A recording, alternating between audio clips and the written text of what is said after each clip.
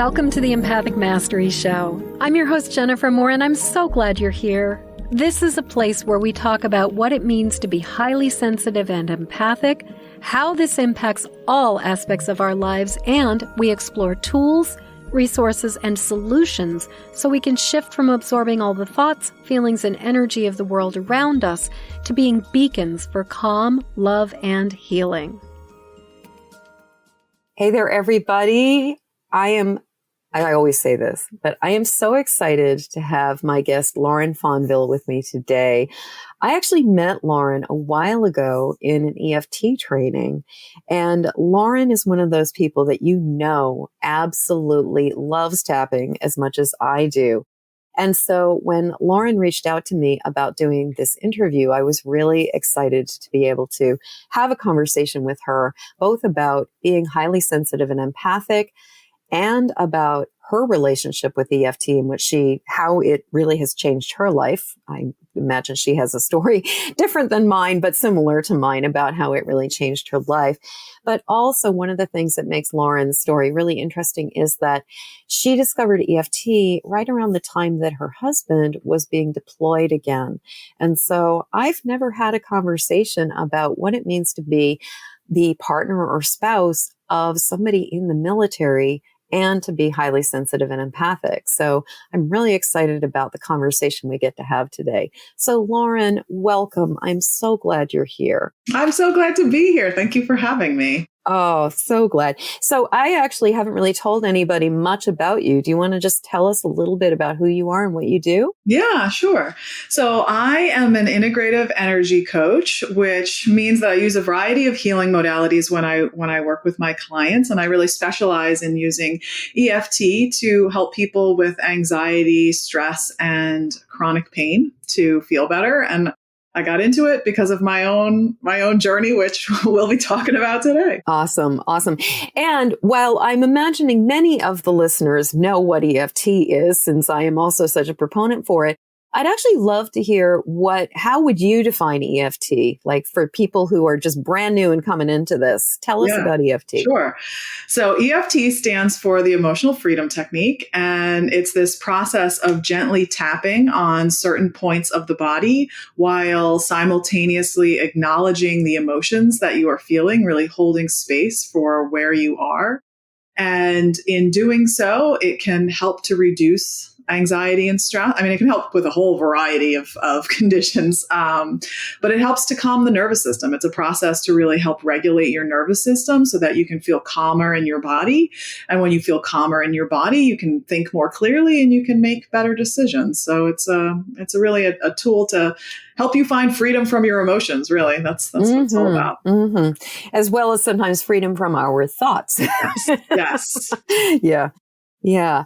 So Lauren, obviously this is the Empathic Mastery Show, and you identify as somebody who's highly sensitive. Tell us a little bit about like that part of it. Like you're kind of like, how did you know you were highly sensitive? When did you start having the experience or really feeling the impact of being probably an outlier? I think that goes way back to childhood. Yes. And being told, you're too sensitive. Like how many times I heard that, or, I cried a lot. And it didn't take much to make me cry. And back then it was something that I was embarrassed of. And I think along the journey, I've come to realize that being sensitive is really my superpower. But yeah, it goes way back to being a kid and just feeling things really deeply and not knowing that everybody didn't feel that way.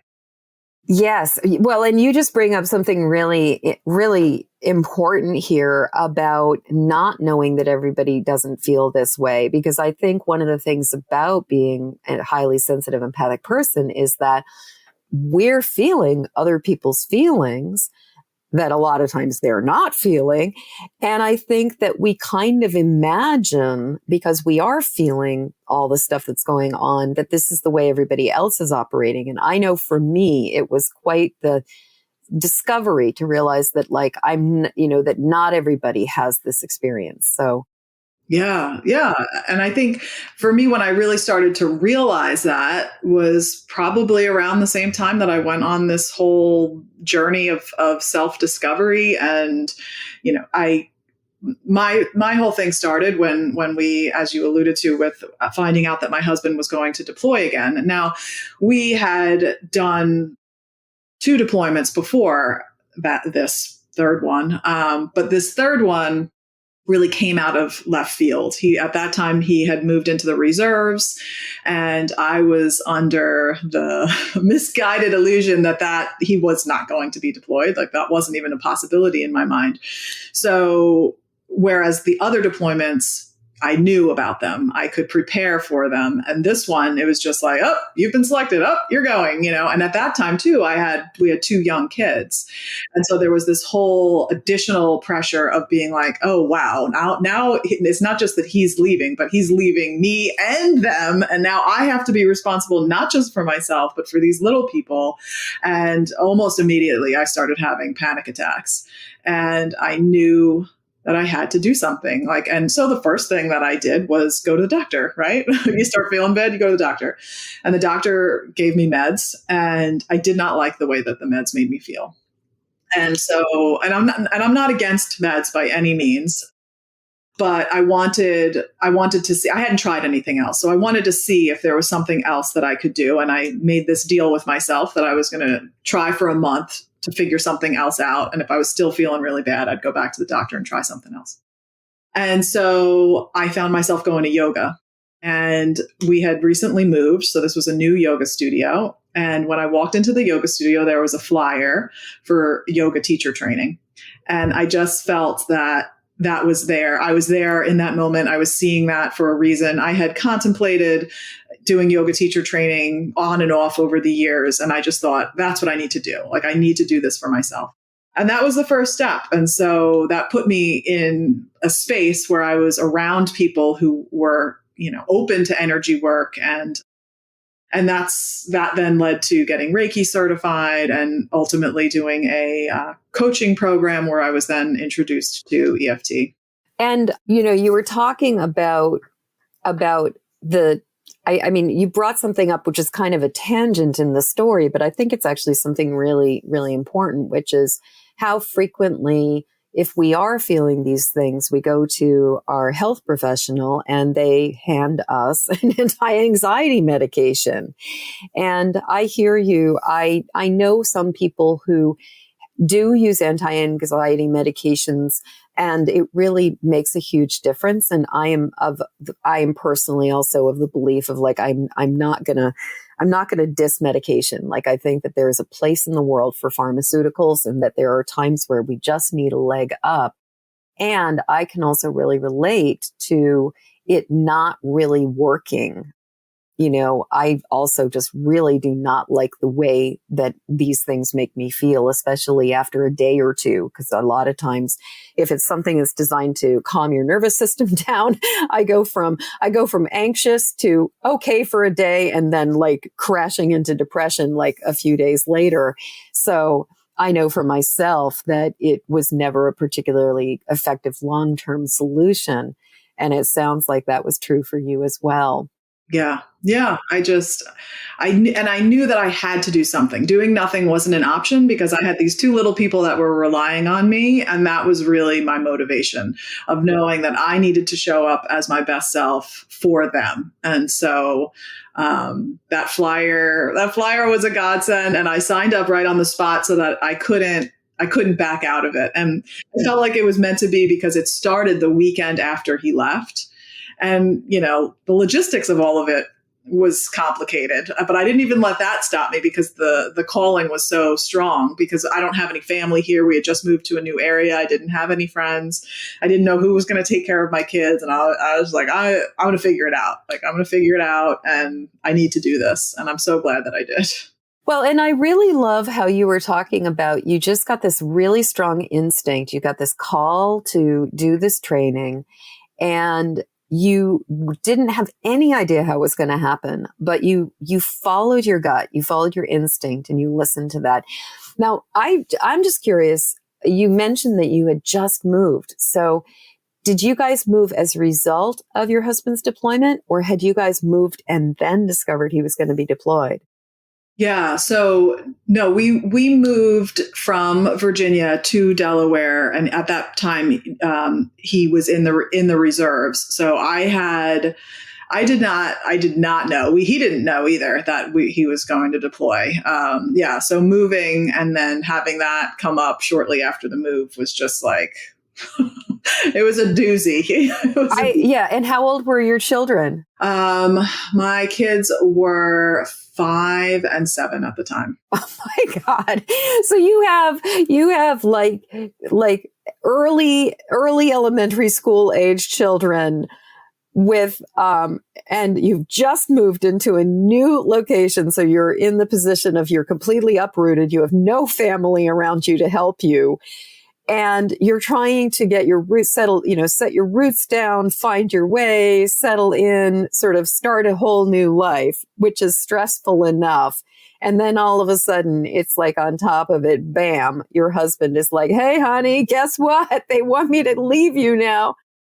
I can't even imagine. Yeah, it was a lot. It was a lot. And I remember, I remember the anxiety in, leading, because there's all sorts of stages when you're talking about deployment, the leading up to the pre-deployment phase, and then once he leaves and kind of settling in and the deployment phase. And I remember one night shortly after he left, I woke up in the middle of the night having a panic attack. And, I'm trying to talk myself through it and do some deep breathing. And then suddenly my daughter appears in the doorway.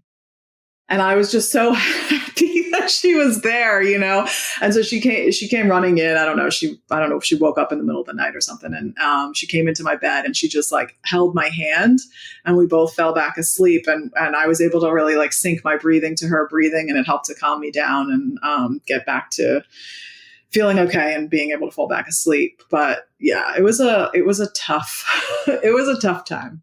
Yeah, it really sounds like it. And I'm really thinking about, what it must be like. I can imagine that being the spouse of somebody in the military, no matter who it is, that it is a stressful thing. I imagine it's very similar to being married to somebody who's in law enforcement, that, or in the fire service or something, but something where you've got some really legitimate reasons for being concerned. But then add being highly sensitive and empathic to that. And I imagine that adds a whole other level of intensity to it. So I couldn't watch the news. That was no. a period I just could not. I mean, I still don't really watch the news, and my husband doesn't understand that. But I'm I just can't. I can't take all of that on. And I think he understands more now as I've taught him, educated him on being sensitive. But, I think it is hard for people that are not sensitive to grasp what it is like to be someone who is highly sensitive, just because it's the complete opposite of their experience, Well, and when somebody's just just get over it, just suck it up, just stop thinking about it. I mean, I can't tell you the number of times that I have been told in my life, just let it go. Just don't worry about it. Stop thinking about it. And it's it doesn't work that way for some of us. Once we've started going down that rabbit hole, it's kind of you really have to back the truck up in a way that they just don't, because it's just a completely different, what might feel like a minor groove to them feels like a cavern to us. All right. No, that's exactly it. If something, it makes me think of a time something happened to a friend and I was just so devastated for my friend, and my husband, he just didn't get it. He's doesn't affect you. Why are you letting it upset you so much? It doesn't affect you. I'm but it does affect me, I'm feeling it. Yeah. Yeah. Yeah. Absolutely. Well, and I just want to comment about watching the news, and the way I think of it at this point in time is I think of it as I curate my media exposure, and I'm very mindful of what I am exposed to. I also really do believe that if there is something important, it generally finds its way to me. And so I know about the major current events. And if there's something I need to do research on, like an election or something, I will I will make a point of checking that out. But I'm very mindful of not just watching the news for the sake of watching the news. Oh my gosh. Yeah. I'm 100% the same way. I mean, the other day I went to the doctor for a mammogram, and I'm sitting there waiting to go back. And there's women in there that are clearly going through chemotherapy, right? So it's, kind of an anxiety inducing environment to be in. And then they've got this news channel on that's like talking about shootings. And I'm like, oh, I'm just sitting there tapping, Yeah. Oh my gosh. Yeah. Like it's just not helpful. Not helpful at all. Yeah. And it's really interesting, the places that tend to have the news channels on. Like I remember like car dealerships, and particularly like car mechanics, like VIP or something like that, to get like an oil change. And it's like, you've got the news, and generally like Fox News just blaring in the background. And also, yeah, like I've been in emergency room, like you're in the emergency room, waiting room department, or you're in like a critical care unit at the hospital, and they've got this ghastly news blaring. It's terrible. And people are so stressed out already. And then on top of it, you've got this information. And I'm not saying that I think that it's a good idea to bury our heads in the sand, but I do think it's really important to be mindful of how we consume it. And even just thinking about, like, when I was a child, the paper was delivered in the morning, and, was either delivered in the morning or the evening, or if you were really extreme, you'd get the morning paper and the evening paper. I think we generally got the evening paper, but like news was on in the morning, news was on at evening, and then there was like the late night news. But there were 3 periods of the day where you could catch the news, and there were 2 periods of the day where the newspaper would come in. And it was a limited exposure to that information. Whereas, the whole 24/7 news phenomenon that we've got going on now, that didn't even exist when I was a little kid. And I'm imagining that you probably like had that experience of like being younger, like when you were a kid. I don't imagine that it was constant the way that it is now. Yeah. No, definitely it wasn't as constant as it is now, for sure. So yeah, it's definitely important to limit your exposure, or be mindful of the exposure, because a lot of the time it impacts you and you don't even realize how much it impacts you. Like I think about my dad, who does have the news on all the time. And, he gets upset with me because he'll ask me about something. I'm like, I didn't know. But I see how it impacts him. He doesn't acknowledge how it impacts him, but he gets so frustrated or angry, and I can sense it. I'm like, just turn it off. Like I can't listen to this right now. Well, and I personally, I was back many years ago, I would listen to NPR on my drive into work, and I was heading to go work with clients and to do tattooing with them. And I would listen to Democracy Now! That was a very, very interesting program that Amy Goodman hosts. But it was always about like injustices and things that were going wrong, and things like she would do like these deep dives, like a journalistic deep dive on a particular topic. But it was always about stuff that was just like, oh my God, that is so wrong. And I decided, after listening for, I don't know, maybe about a year, it took me a while, but it took, that every time that I was getting angrier and angrier by the time I got to work, which was really not conducive to the kind of work that I was doing for people. And so I realized that I needed to not be listening to this thing that was just getting me all riled up and agitated right before I was going to be basically laying hands on people and doing healing work with them. And so it wasn't that I necessarily was like, I'm never going to watch this thing, as much as it was like, I just really need to be mindful of the timing of this and how it's affecting the way I'm behaving in the world. So as you were talking about your dad being agitated, I can really relate. Yeah, I mean, because obviously it's important to stay educated and know what's happening in the world and all of that, but not letting it like impact your day to day. Right. So I want to talk a little bit more about just, what it is to be an empathic military wife. And, and I also wonder or think about like the line between like premonition and just sort of an anxiety in terms of like having a sense of like him not necessarily being safe. Like, I'm curious, like, is what I know, I'm not framing this as a question necessarily, but I'm just wondering, like, what did you have experiences where something felt off, something felt out of sorts, where you could feel something and then you got confirmation that indeed there was something going on? Like, let's talk about that. You saying that like makes me think of one particular time where I knew that he was going to be traveling to another country while he was over there. And, it wasn't a great country to be in. And he was supposed to contact me and I hadn't heard from him. And so that was very anxiety inducing. And you go down one of those paths of like, what if, where you play things out in your mind, which is not helpful, right? No, I call it awfulizing. Yeah. Yes. That's a great way of putting it. Awfulizing. I did some awfulizing that night. I didn't sleep much because I was supposed to hear from him. And this deployment was different than the others because technology had come such a long way. So I was able to be in more communication with him. And this time he was the past deployments, he was on a ship. This time he was on land. So, and he was able to have a phone, which he wasn't able to have on previous deployments. So I was getting used to regular communication with him. And then when I didn't hear from him, when I'm texting him, I would have really bad anxiety. And luckily it was never accurate. It was never like anything was like really wrong. He was busy or he got pulled into meetings or he was in a building where that was a secure building where he couldn't bring his phone in, that sort of thing. But, and if I was told that in advance, then I'm like, okay. But when I'm expecting a text and I don't get one, and I tried to explain that to him, that really causes me to go in a direction that I don't want to go mentally. And, so, an opportunity to work on communication skills. And sometimes, it wasn't his fault. He didn't know.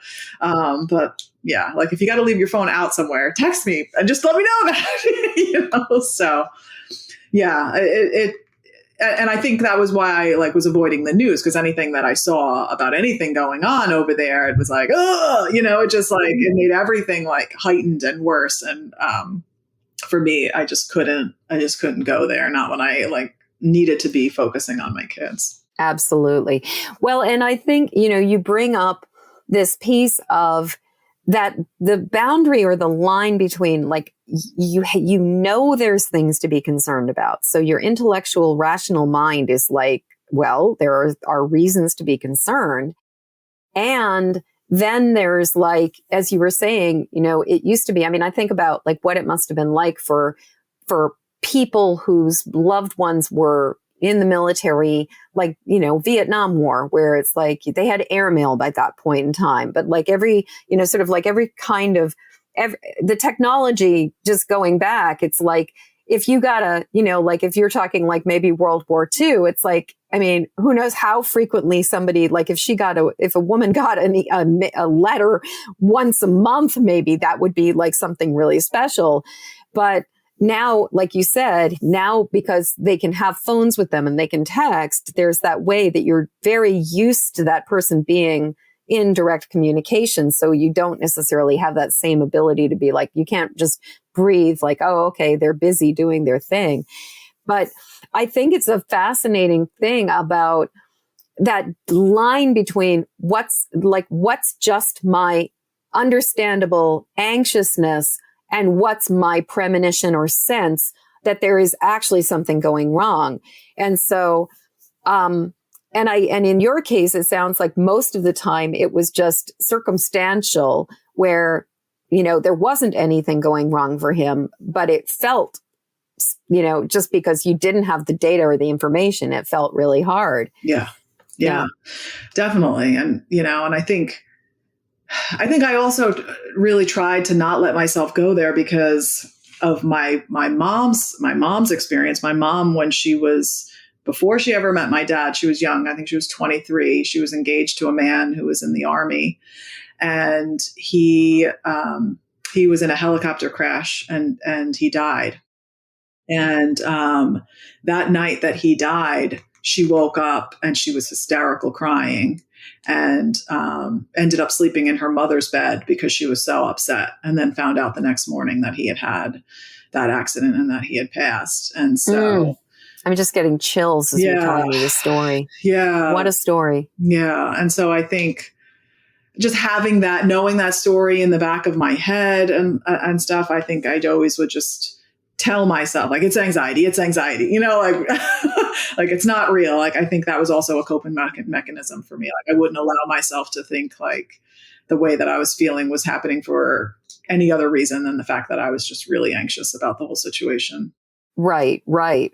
Well, and it's striking how often we will carry, like, trauma will sort of repeat itself in generations. You know, that there's that Mark Wolyn's book, It Didn't Start With Me, and the idea of inherited family trauma and how we will recapitulate things that are really intense. So it's interesting that you sort of are in some ways really having an opportunity to resolve and reconcile this wound that your mother experienced. And it'd be really interesting looking at your family line, like how many times has this experience affected women, in probably more likely women than men, but, you know, women in your ancestral line, that of that sort of tragic loss. Yeah, that would be interesting. Yeah. To examine more closely. Yeah. Because I mean, I completely agree. A lot of this stuff is passed down, and sometimes we're not aware of it. Not aware of it. Cycles. Yeah. Well, and it also really makes sense with what your mother's story adds a level of, like, it's sort of like you're talking like turbocharging your experience of it. If your mother had not had this experience, I can imagine you still would have had very understandable anxiousness and concern and worry with your, having a spouse in the military. But the fact that your mother experienced that really, really, really intense traumatic event at a formative point in her development, and it just seems like, oh, of course, this is an amplified wound that's already going to be making this extra challenging. Yeah. I'm really struck by, as we're having this conversation, about how what could have been the absolute worst time in your life and one of the most challenging times in your life, instead of just sort of sitting in the lemon juice and complaining about how sour it was, you really did decide to do something different. And in many ways, it sounds like this is really kind of like, if we had an origin story, like, this is the pivot for you. This is the point where you went, I'm going to do something different. Oh, yeah. It changed my life. I mean, I never would have thought that I would be doing the work that I'm doing now. It completely changed my career. And I'm so grateful. I'm so grateful that I listened to that nudge, that soul nudge to sign up for that class. And then I just continued to do so. And I think that that's not necessarily something that I had done very well in the past. I would often analyze things to death before making a decision, as opposed to just like listening to my gut and doing that. And whatever that was that day that made me sign up. And then I just continued to listen to that voice. And I think that tapping is a tool that helps me to get more connected with myself too, so that I can have that clarity on decision making. Absolutely. Well, and I know that there are people who don't necessarily identify as being particularly intuitive, who talk about, after using EFT for a while, how much better their intuition is.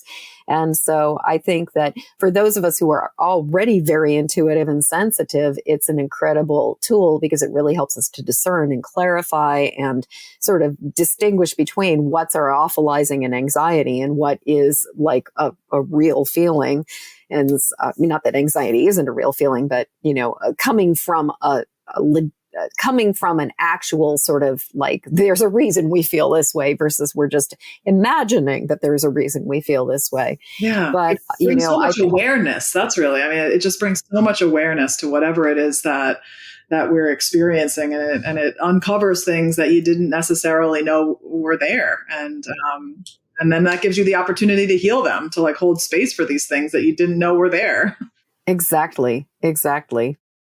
So, you talked about starting with yoga and then sort of being led from yoga to Reiki and then led to a coaching program that included some tapping and discovering that. Now I know, because I met you in an EFT training, that you are certainly, like, that was probably the tip of the iceberg for you, because you certainly have gone on with learning more about tapping since that coaching program.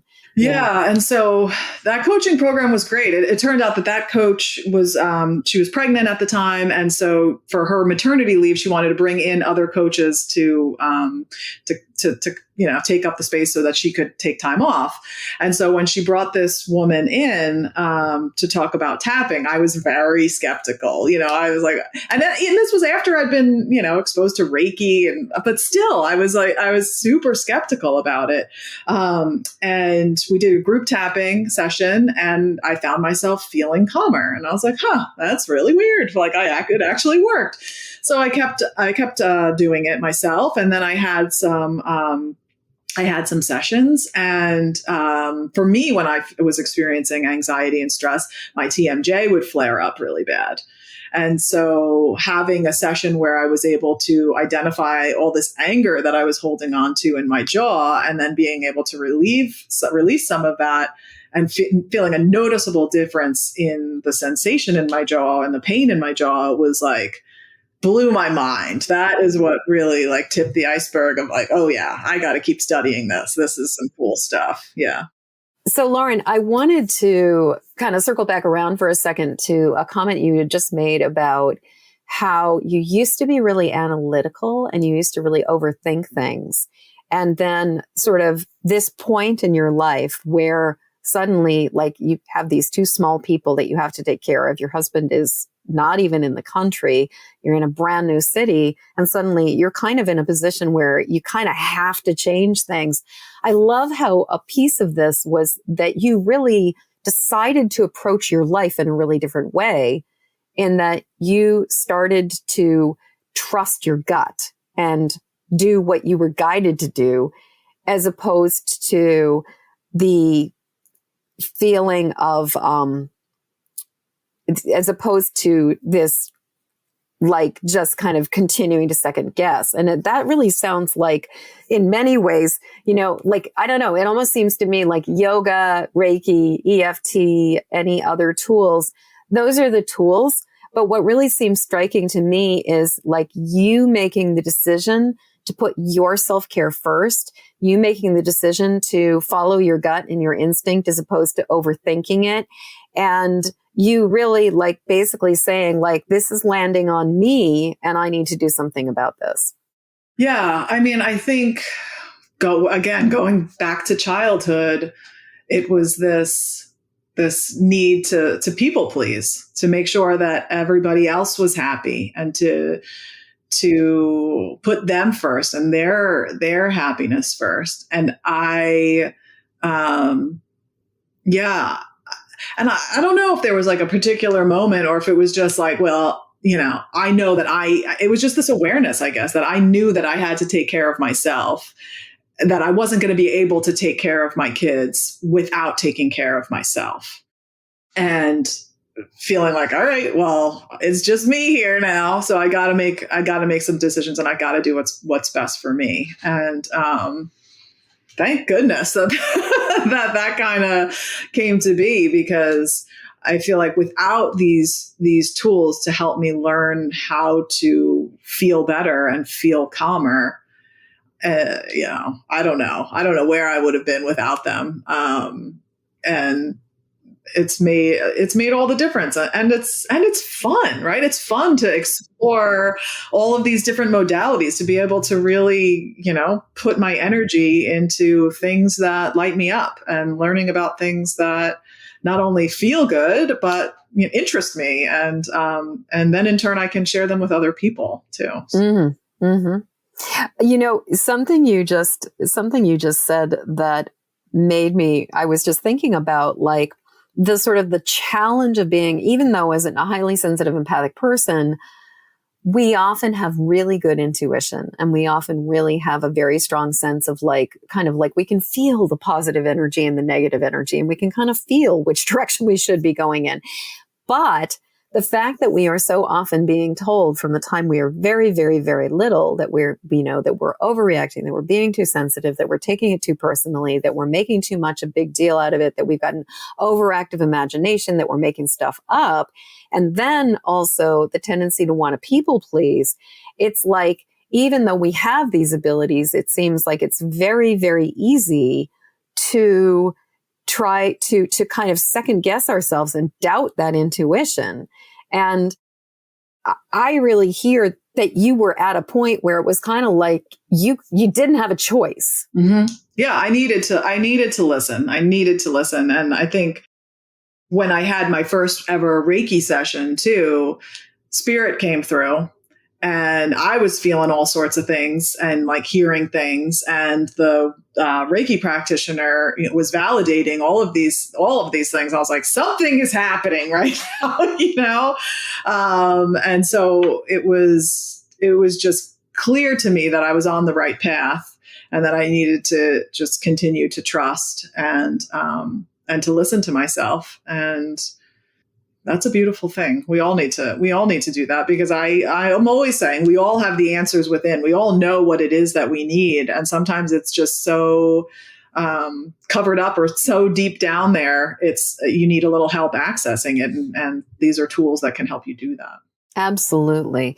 So actually, speaking of tools, let's talk about like some of your, if you were giving advice to a person whose spouse had just deployed and was in that stage prior to where you are now, like what would you recommend? What would you suggest to them? Well, I would say make sure that you're making time for yourself, especially, as a mom, taking that time for yourself, even if it's a couple of minutes at the end of the day or the beginning of the day. It's very easy to make excuses and, feel like it's too busy. You don't have enough time to sit and really quiet your mind. Or you're one of those people that say that, they can't turn their mind off. Those are the people that need to meditate the most. Right. But just finding something that is for you, whether that's going for a walk, whether that's just sitting with your cup of tea outside and enjoying the sun, or journaling, or doing some yoga, whatever it is, making time for yourself, making that a priority. That would be absolutely. I was interviewing my friend Britt Bolnick the other day, and which her show had aired a couple weeks earlier, but Britt and I were talking about how even if it's like literally stealing 1 minute in the bathroom with a candle, like we just have to start it somewhere. And so I love that this is a message that I hear in various ways from a lot of different guests, is we must take time for ourselves. Like it's like you have to make that self-care a priority. And we've all heard that, you got to put your own oxygen mask on first. And it's the truth. It is really, really the truth, because you can't pour from an empty cup, right? No, we can't pour from an empty cup. And when you've got, a 5-year-old and a 7-year-old who are relying on you, it's like, it's not just, if your cup is empty, it's not just you that's going to be impacted by that. Yeah. And that's another thing, is that if you can't do it for yourself, do it for your kids, do it for your loved ones, because they will reap the reward from you taking that time for yourself. And then that can sometimes be, I feel like, a hard thing for people to wrap their head around, but it is true, right? Because if you take that 5-10 minutes in the morning to just sit and be, when your kid does something and, the cereal's all over the floor and, your normal reaction is to get all flustered because you're rushing, because you're trying to get them on the bus or whatever, maybe you can laugh about it, or maybe you can clean it up together, or you can approach it in a different way. it really makes all the difference. I am 100% proof of that because, in the beginning, I did find myself, before I started doing all of these things, snapping at my kids. And when I realized that, it's like, okay, this is not the kind of mom I want to be. I don't want to be irritable and upset and yelling and any of that. I want to have a calm place to live. And I want them to feel safe. And, so that's what was a driving factor for me.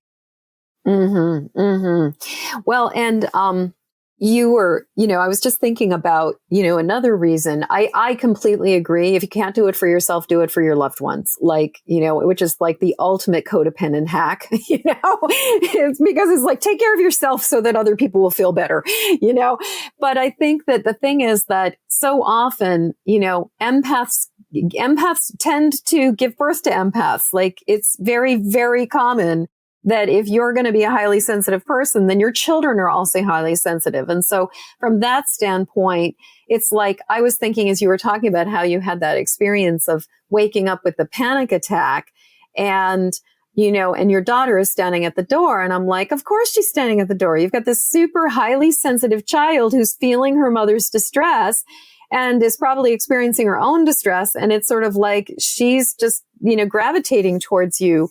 And also, as empaths are known to do, we want to fix things. We want to make people feel better. We want to help them.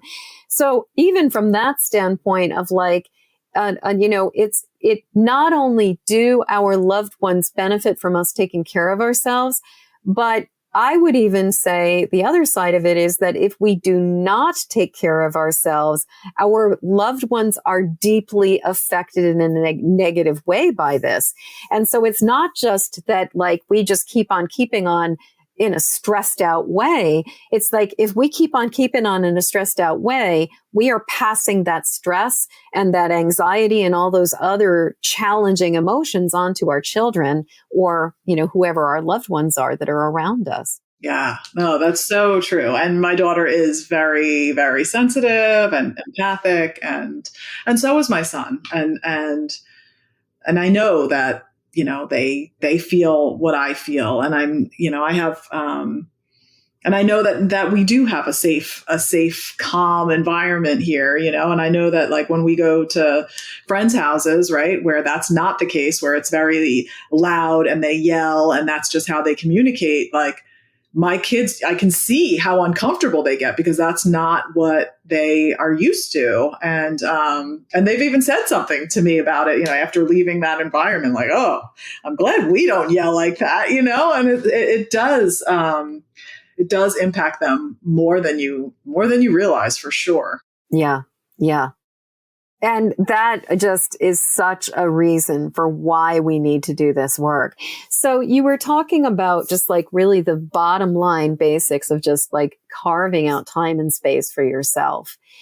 So let's just to say, so we're carving out some time and space for ourselves and we are noticing that we are kind of like sliding into a skid of, of awfulizing and anxiety. What are your go-to tools? Like, what do you like in that moment where it's like, it's not like you're going to call an EFT practitioner or you're going to go get a Reiki session, but like you are just in it. What's your personal, like this, like if you had to, like, this is the thing that I really love to use, what would it be? Yeah, I like to go into what I call my little meditation station area, which is like up in my walk-in closet. And I'll usually grab hold of a crystal and I will just do some deep breathing.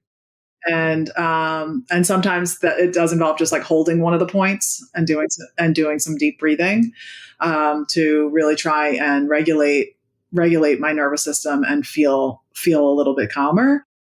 And then from that place, sometimes journaling can be really helpful, getting out the things that I've got in my head, or tapping out loud just by myself and saying how I feel. I think any way of moving it out. And then the other thing sometimes, I guess it also depends like on the situation, right? Because sometimes it's turning on some music and just dancing and moving it. So, I mean, the goal is always to just move the energy and figuring out like what in the moment is going to be easiest for me to do. And yeah. But yeah, going to my little meditation station, closing the door, holding my crystal and doing some breathing is usually the go-to. Mm-hmm, mm-hmm. And I noticed as you were saying that you'll hold a point, it looked like you were, I call it hugging the gamut point. Yes. Uh-huh. Yes. Yeah. And so for those of you who have never seen this, the gamut point is also known as the triple warmer in acupuncture. And it is the sort of the groove between your ring finger and your pinky finger. And so and it looks like you were doing the same thing where it's like you wrap your index finger, your middle finger, and your ring finger sort of around your hand and just kind of push it into the groove between, sort of in the groove between the tendons of the ring finger and the pinky finger, and just breathing. That's actually one of my personal go-tos and favorites. I've actually gotten through quite a bit of dental work and even a colonoscopy not on Versed because of this particular point. So I'm a big fan of this particular point. Yeah, it's my favorite. It's definitely my favorite point. I love it too. It really is one of my favorites as well. And so what I'm hearing you saying is like, obviously the circumstances really depend on what you're needing, whether it's like you just want to kick out the jams with some good music, or you are, you need to get clear and you need to do some writing.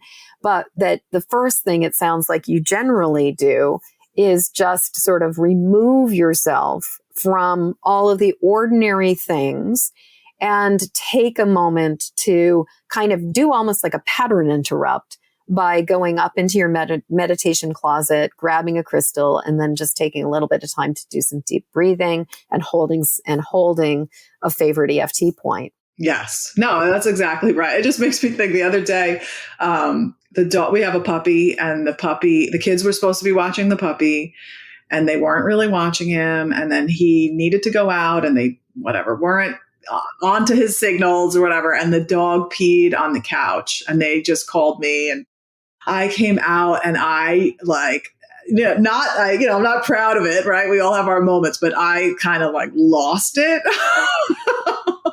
And I was like, and I realized it. So then there was awareness, like, okay, I'm like freaking out right now. I can't clean this up right now. I need to take a moment. You guys take the dog outside. I am going to take a moment, and that's what I did. And sometimes, we just need to do that. Like we're human.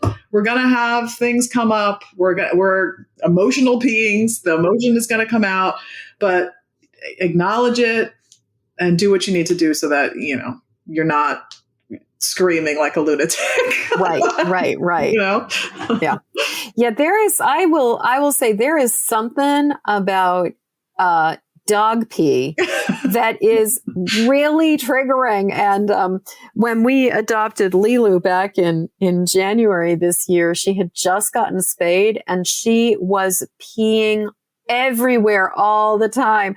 So we ended up getting quilted pee, like washable, massive, like bedspread size pee pads and put them over the couch because there was just no, it was kind of like, this is, like you pick your battles. But my heart goes out to you because that there is nothing that sets me off, like, and make me feel more upended than like, than somebody deciding to pee on the furniture. Yes. Yeah. It set me off for sure. Oh yeah. It's stressful. Mm-hmm. Yeah. So I love that you noticed, like, that you, even just the fact that you could recognize that you were feeling distress and that you were feeling distress and that you knew you needed a timeout, that you just had to take some space for yourself as opposed to being, like just kind of like, I don't know, just reacting and going on. Like you were just like, wait a second. Okay. I'm not in my right mind right now. I need to do something different. And you know what? And then circling back to the kids, like the kids see that and then they recognize that. And so when something, I don't remember what the situation was, but something happened with my daughter and she was like, I need to take a minute, right? Like, so she was like advocating for, she's like, I can't talk about this right now. I need to take a minute. And I was like, oh, okay, go ahead. Right. And I was like, and then I was like, oh, that's pretty cool. Like she sees that I've done that and now she's, she's doing that for herself. And so they pick up on things. They do pick up on things. And I love that this is one of the benefits of if you're questioning whether you should put yourself first or make self-care a priority for yourself. This is one of the reasons why it's so incredibly important, because we are showing our children and our loved ones how to do this as well. And like, she's not going to have to be, somewhere in her like 20s, 30s or 40s, realizing that she's never advocated for herself. Like, she has this tool now. I mean, like, how old were you when you figured this one out? I don't even know. I was definitely probably not that long ago, probably within the last 10 years, I mean, and like advocating for myself, it was always like, the adult is right. And you don't, like, don't ask questions, like do what you're told kind of thing. And it just made me think of like the last time I took my daughter to the doctor. She was sick and they wanted to test her for COVID. And, they want to put the thing up the nose. And then also the other one, like to test her for strep too, put the thing down, like back in her throat. And the nurse was coming over to do it. And she said, can I do it myself? And I was like, look at that. She's advocating for herself. She didn't want somebody else sticking it up her nose. And the nurse was like, oh yeah, no problem, And so she did. And then the same thing with the strep test. She did it herself. And when we left there, I said to her, I am so proud of you. Like, you really stood up for what you wanted and you were able to say what you wanted and advocate for yourself. And that, like, it was a proud mom moment for me, Mm-hmm. Yeah. Like, and that's what I want my kids to be able to do, to say what they need, to voice their opinion, to speak their truth. And I think doing all this work myself has helped them to step into their power too. Absolutely. Absolutely. Now, have you ever been living on a military base, or do you have much to do with sort of other, like the larger military community or other military wives? So we never did live on base. We always lived off base. We were stationed out in San Diego for 5 years, which was really nice. But we always lived off base. And then we moved to Virginia, and he went into the reserves, and then he went back on active duty while we were there for a short period of time. Then we moved to Delaware. So we never lived on base, but I mean, I was on base quite a bit, and had some friends that lived on base, and yeah. Yeah. The reason I was asking was I was just thinking about, I was wondering if you've ever taught or shared EFT with some of the other military wives. I haven't shared it with the wives. I did last year. I did an EFT workshop for all of the chaplains on base here in Dover, Delaware, which was really cool. And they were, mostly men, and they were really open to it. And it was a great experience. Yeah. And then I'm part of some networking groups with military spouses, and have done some events. Always invite military spouses to my events. Yeah. Awesome. Well, and I mean, this is a whole other rabbit hole, but thankfully there's more and more information about how effective EFT is for military personnel with PTSD, and just like what a life-changing and life-saving tool this can be for people in the military. So I'm excited that we have, like you're sort of like a special agent, EFT practitioner kind of in the military, sort of connected to the military, bringing that medicine to a place that really needs it. Definitely. I know those. I love referring to those studies too that have been done for veterans who were experiencing PTSD, and how it's really shifted things, and how there's no harm in trying it. Like that's what I always say. Yeah. Maybe it sounds out there to you, or it sounds a little weird, but I feel like a lot of my clients come to me when they're at a point, they've tried all these other things, then they hear something about EFT, or somebody tells them about EFT, or they've watched a documentary and they're like, all right, I'm going to try it for this thing that I've got going on. Let's see what happens. And there's no harm in trying it. And no harm in trying it. I mean, you were talking earlier about, for you, it was sort of like you were skeptical. I wasn't necessarily skeptical about it as much as I was vain. And I didn't want to look weird. Like it is. And the thing is, anybody who's like, oh, no, it's not weird. It is weird. It is weird. There's no getting around that. It's like you're tapping on your face and your head and your torso and you're saying these kind of like really kind of hokey things in a very formulaic way. There is a way that it can feel really weird and clunky when you first start doing it. And I know for me, that was the thing I had to get over, was just the fact that it felt a little weird to do it. But I'm so glad that I did and that I tried it, because, like you, it was absolutely life-changing. Yeah. I'll always say, that's why I'll share the finger points with people, right? So like if they're out in public, they don't want to be like tapping themselves on the head and have people look at them like, what's that weirdo doing? Like you can be a little bit more discreet and use those finger points. Exactly. Well, do you want to share the finger points? Yeah, sure. So I will always just tell people to squeeze at the bottom of the bed of the nail on every single finger. And I always and this is a great one that I do like to share with my kids. And I've done a few tapping workshops at the schools here locally. And I like to share these points because when you're squeezing at the bed of the nail, like I said, on every nail, just kind of moving from finger to finger, you can just put your hands under your desk. So whether you're at work and you're in a board meeting, or you're at school and you're nervous about a test, like put your hands under the table, under the desk, and just squeeze the points and do some deep breathing. And, it's going to help to reduce the amount of cortisol that's pumping through the body. And that, of course, is the stress hormone. So it helps to calm you down and helps you to feel better. That's what it's all about. All this work is about feeling better. And so feeling better. Exactly. Squeezing your fingers and doing some deep breathing can help you to feel better when you're like starting to have anxiety or something. Hey, it can't hurt to try it. Can't hurt to try it. Yeah. It's such an important thing. So Lauren, I can't believe how fast this time has gone by. We've got we're at nearly the top of the hour.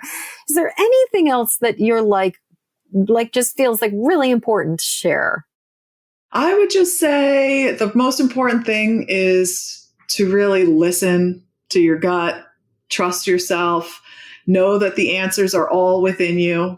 And if you need help accessing them, ask for that help, and you deserve to feel good, and you deserve to figure out what's going to help you to feel good, and go for it. Explore well, and it.